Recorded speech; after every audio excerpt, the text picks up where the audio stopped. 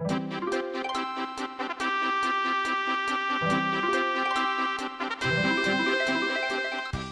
ABG is back, and today we have Lilian with us. And Lilian is the creator of the Say What collection. So Lilian, hello. Hello, and of course, you want me to show the Say What collection. Like these are the cards. Yeah, so this is the Hi, first hi, of everyone. this is the first of our Zoom interview because we are still in the circuit breaker period in Singapore. It will at least last until 1st of June. So if you're seeing a video after 1st of June and you're wondering why, hopefully the circuit breaker ends 1st of June. Because I think we have been promised 4th of May originally and it extends one more time maybe. So, okay, so, Lilian, I think as per my interview series, right, what I have done previously with some of the other designers, right, the first question is always the same one. No difference. Yeah. So the first question I'm going to start by asking, so how do you get into the industry? The board game industry and card game industry. Actually, it was by accident. Okay, so I started like the whole entire. Everybody it's by also say accident. It was not the plan. It was like never my dream to create a game or anything. So it started with like of course, IDEO came up with this brief. IDEO is like the place for their company for human-centered design.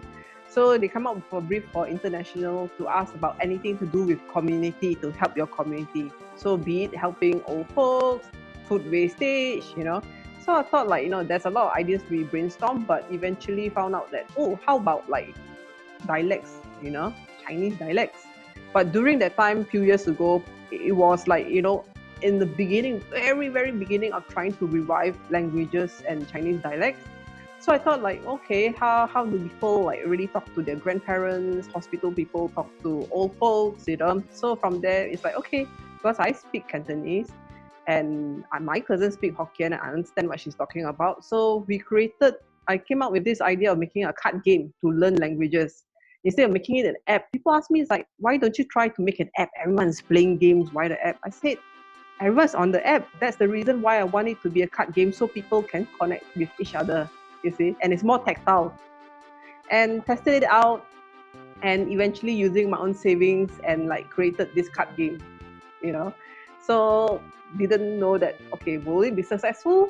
Will it be just a passion project, or would it be like sellable? You see, yeah. So it's just in the beginning, just tried using like $500 something from savings, printed out few. Of course, it's more expensive when you print in little bulk. And started the first pop-up, and from there it's like there's a lot of copies got sold.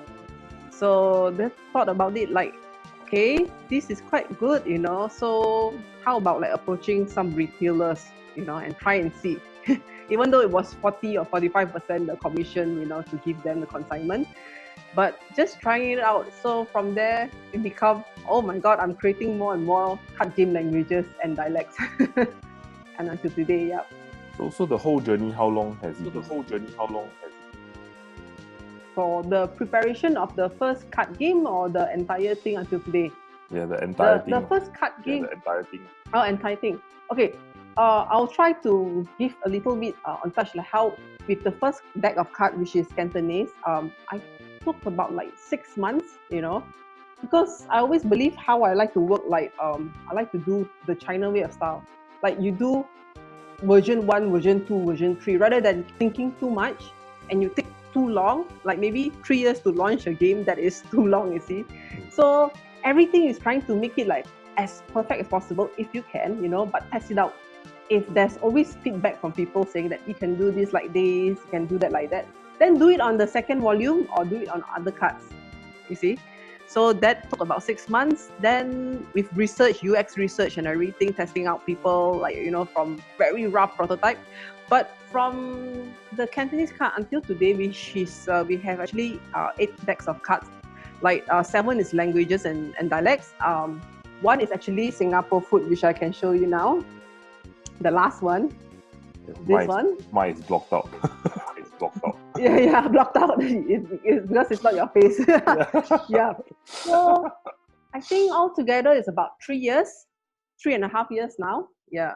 So when I first started, I was working in a full-time job and doing it as a part-time, like, after work or weekends, and keep testing it, But now after 1.5 years, I quit my job to do it, to see, like, how far can I push it, So if you ask me, like, there's a lot of challenge, one person to do it. Like, I need to do accounting, social media, production, marketing, everything, So I felt that, wow, that's very overwhelming. And the money you spend on it, like, it's not cheap, you see, to do all this, like to join markets and stuff. So if people say that, oh, you're doing it for passion, I felt that in reality, you need to think about the, long term, how you're going to do it too. Yeah, actually that comes down to my next question. Because I was going to ask you, in your opinion, what is the toughest challenge of staying in the industry or being in the board game, card game industry, especially in Singapore?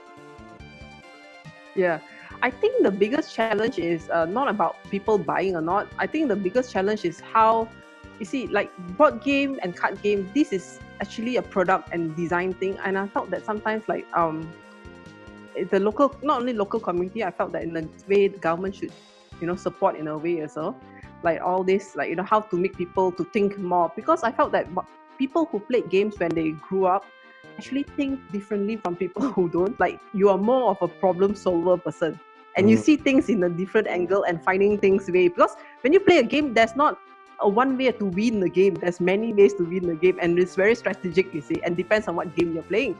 Some game are fun, some game are more like, like risk and strategy, or maybe some are more battle, and maybe some are more like, cute, but you see things more creatively. So I felt in a way, I think rather than just focus on tech companies, I felt that card game is actually, board games is actually another item that they think about how to build critical thinking, and whether can this be introduced into education.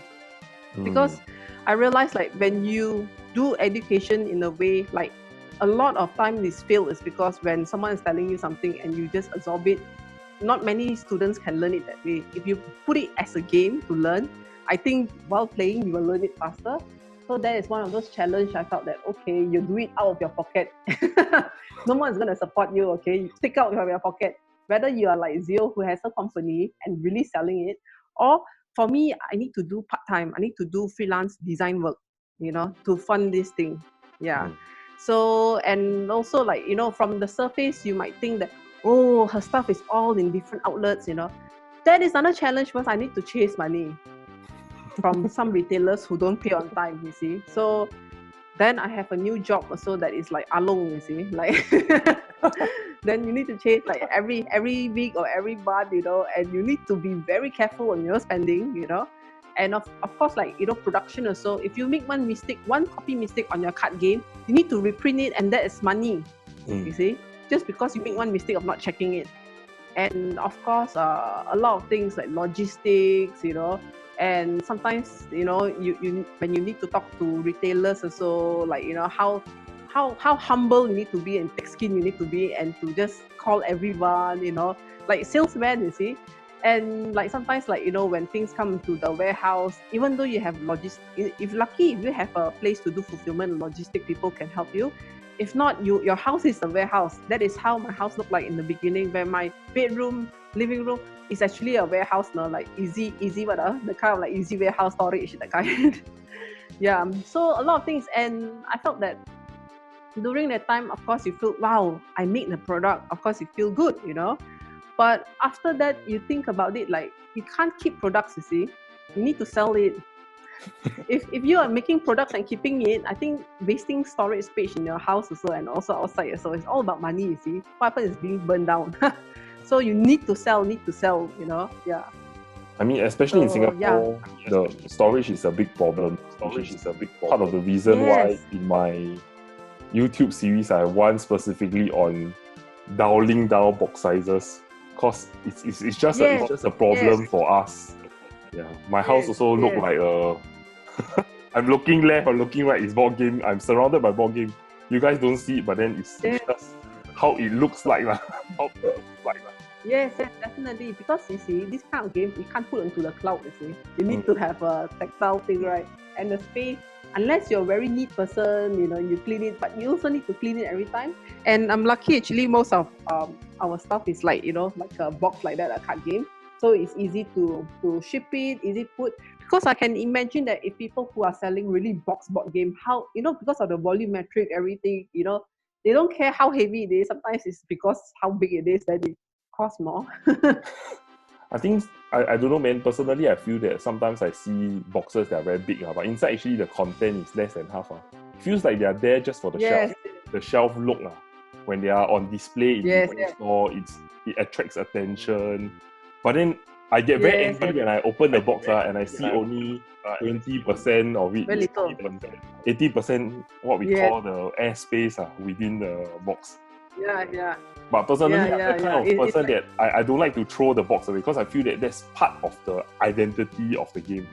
That's just me lah. Quite particular in a way. Yeah. But coming back to your point on education, actually, that I also personally feel that is also part of the reason why I created this YouTube channel, so that one day that I have enough content from my little Boardgamer series to actually work on my son. Because I have a young boy, so my intention also to introduce him to board game as early as he can lah. As long as he doesn't hit my board games and all that. So I feel that there are few things that in board games is there that you cannot replicate by rote learning or by other forms of learning. Things like negotiation, things like social interaction. You're never gonna get that from classroom learning in that sense. So yes. So I also have a very strong feeling if the government can actually help in terms of taking this forward or having some support on this, well, it will help the industry in Singapore a lot. That's my feel lah. So if you belong to a government body and you're watching this video, you can write to us. We will be willing and happy to talk to you. So that brings me to my next point. Talking about, because you mentioned that it has been 2.5 years? Did I miss here? Not 3.5 years already. 3.5 years. For now. So what is the journey going forward for the Say What collection? Are we going to look at newer languages, or are you venturing away from language? Is there anything that you can say to us? Yeah, okay. Because every time when you do a business, you need to think in the beginning, like you need to be very focused on it. So currently I'm very focused on, when we started, it's about languages. Then we realized Singapore food is not language, it's actually a culture. So our tagline, to make it as simple as possible: have fun learning about languages and culture. So that will be, so anything to do with languages, to do with culture, how you learn, that is the way. Like sometimes imagine like people say that, oh, I love Japan, I've been to Japan, but do you understand the culture? Oh, sakura, nice. But have you worked with a Japanese person? Have you really, be in the things? Whatever you see, is it what you see is what you get, So it's the same thing, like how people would say, oh, I'm going to Finland. Finland is so nature, everything is so big, beautiful, the people, kind of stuff. But have you really lived with a Finnish person and really spoke to them? And apparently, people in Finland love their space. And imagine in Singapore, standing 1 meter apart actually considered super close for them. For them, maybe 3 meters away or 4 meters, which is the perfect thing. I mean, so does this mean that we will probably see a lot more cultural based games in the series moving forward? Because language, I think you mentioned 7 language, and now the first one, Singapore food. One culture. In culture, yes, so Singapore. We probably will see a bit more cultural based ones. Yes, cultural based, but I think languages you'll see more because there are so many languages. Even the 7 here is not considered a lot. Like imagine Chinese itself, the dialects. There are so many. There are like Hakka, Hainan, Teochew, Fukzhou, Fuzhou. Then they have also like Shanghainese, and they also have like Anhui. a lot of types like Ninanhua, so it's slightly different from Hokkien also.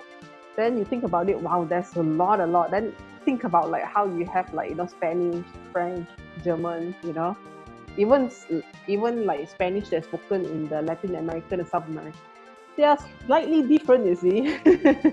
So there are unlimited things of it, and also to understand about learn about culture. It's like, you know people think that, oh, all Asians are the same. They are not all the same. It's so different, like a Cambodian to people from Myanmar, and a Tibetan is so different from someone from Mongolia, and it's just about diving deep in, including like India. So even look at India, there's so many languages.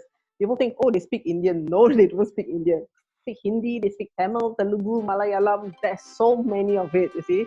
So not to be an idiot when sometimes things like generalizing everything. So I felt that, is there a way for people to learn about other people's culture, but in a fun manner, so that when you go to someone to speak to them, at least you're being mindful of what you are doing.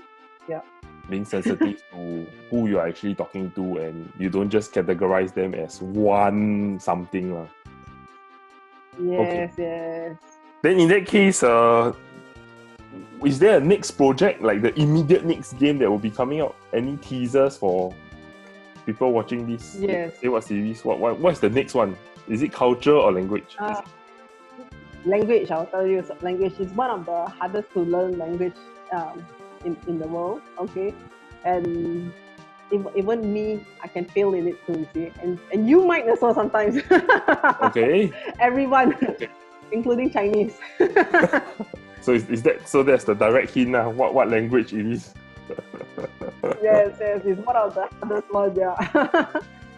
Okay, so we'll look forward to seeing that. I mean, moving on, we actually, I mean, recently, I think in the last week or so, there has been a new project.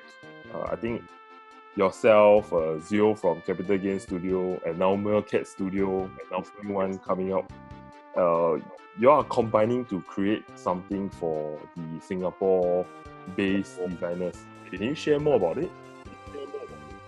Actually, what happened is, like, one time I remember there was a post that Zio was asking about, like, posting products during this lockdown and everything, and how to, like, maybe get more kind of like, awareness or certain things. So I saw that post. So it's just a kind of like, suggestion to tell him, like, hey, in my another group that I joined, all this like Crip Society, where it's for female entrepreneur, I was mentioning to him, like, can we, like, join something like, keep on sharing each other's social media, and products, like, I will share his, anyone who's interested, they can share on their platform, so that way, so you get people like who's your followers to know that, okay, I didn't know there are a lot of other Singapore games, you know what I mean? Like, and also, like, is there a way to sell our stuff together, like trying to write on the same platform?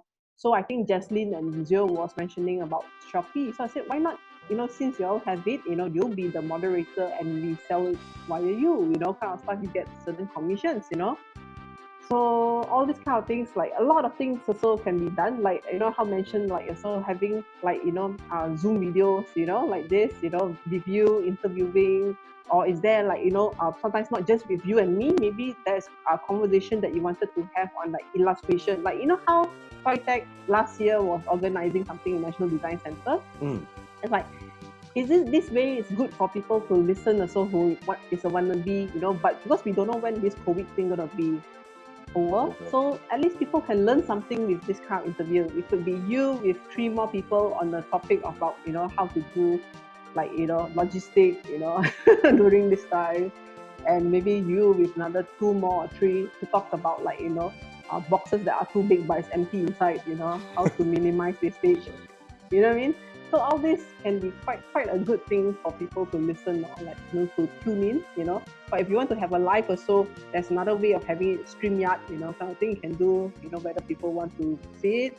But I felt that at this time, everyone of course wants to have business, but it's how tough, like, because recession is kicking in forward instead of later on. And anyone who can help each other, that's the best thing, just help. Yeah. Yeah. So I mean, from what I gathered, this new Singapore board game design is actually going to be a collection of all the Singapore design games. It's going to be sold on one common platform, which currently is Shopee. So I mean, if you are watching this video and you haven't heard of other Singapore games, that means you haven't watched enough of my videos. And also, you should check out Singapore Board Game Design. Currently, they have a Facebook page and it's on Shopee. So, do search for it, Singapore Board Game Design. You can find a number of games now. The Say What collection is there as well.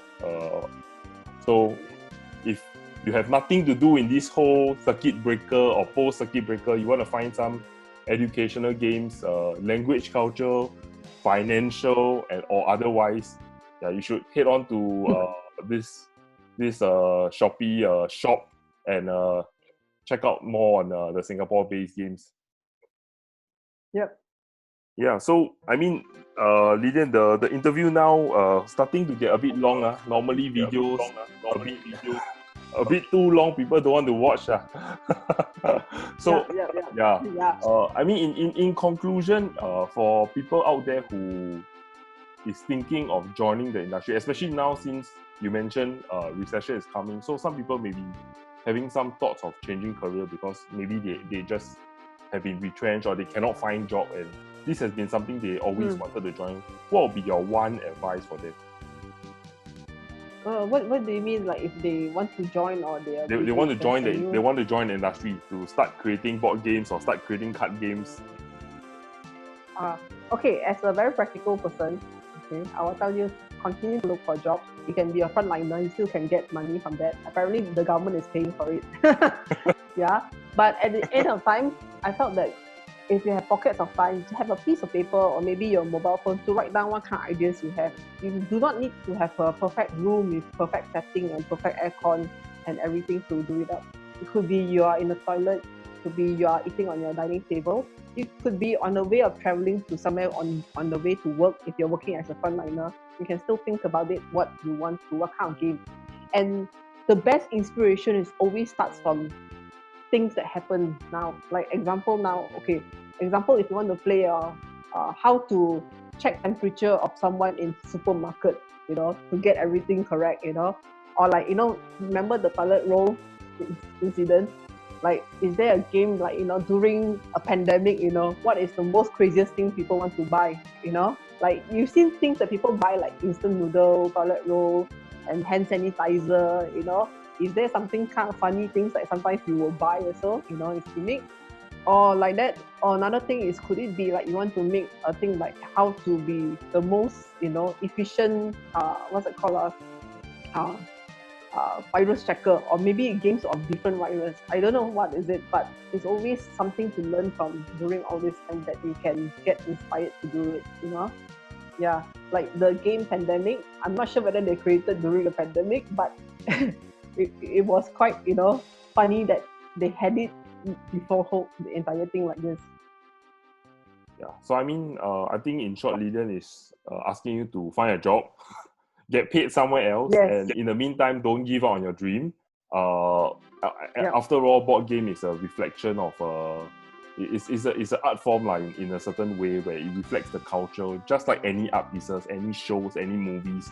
It reflects on the current situation of how the world is operating. That's why you see a lot of games that are created. A lot of it is out of what is happening in real life. I mean, of course, there are those fantasy themes one, but still, you will see a lot of it as a reflection of what how humans are living, or how the earth is revolving, or how planets are happening. Okay. So